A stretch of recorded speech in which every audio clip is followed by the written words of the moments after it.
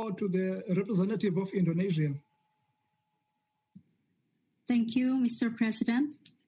Mr. President, I would like to thank Judge Carmel Agius and Prosecutor Bramertz for their report as well as for the briefings today.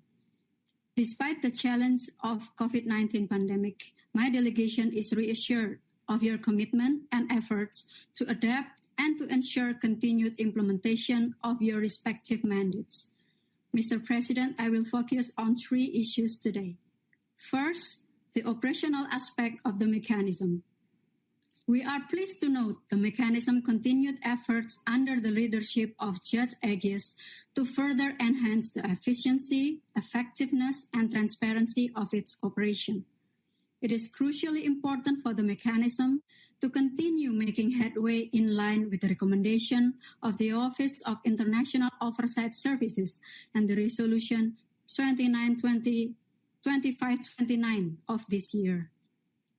We are also encouraged by the mechanism's efforts during this challenging time to resume its functionality, including with regard to in-court activities and its responsibility to supervise accused, detained, and convicted persons. Second, the progress of mechanism's activities. Indonesia appreciates the progress that the mechanism has achieved thanks to the dedication of its president, judges, prosecutor, and all staff members in carrying out its essential residual functions, while at the same time mitigating the impact of the pandemic.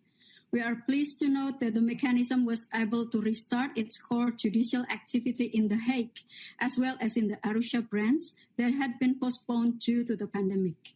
We look forward to its further achievements despite this unprecedented and difficult time. This pandemic shall not hamper the mechanism from its priority to conclude its mandate in a timely and efficient manner.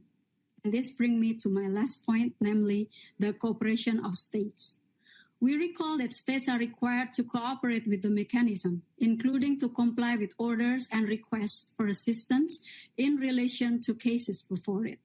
We note the ongoing efforts of the prosecutor to locate and arrest the remaining 6 fugitives indicted by the ICTR who remain at large. Therefore, we would like to call on all relevant states to intensify cooperation and render assistance to the mechanism in accordance with the relevant Security Council resolution. The Felician Kabuga's arrest was a success story of cooperation between the mechanism and the member state that need to be replicated. We need to make sure that no one can escape justice and at the same time render justice to the victims and the survivors.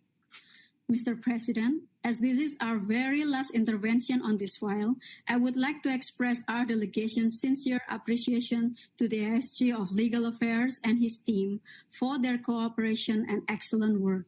Our best wishes also to the Chair of Council's Informal Working Group on International Tribunals, and his hard-working team in steering the group moving ahead. Let me reaffirm Indonesia's commitment to strengthening the rule of law and promoting justice by supporting the work of mechanism to put an end to impunity and ensure accountability. Thank you, Mr. President. I thank the representative of Indonesia. I give the floor to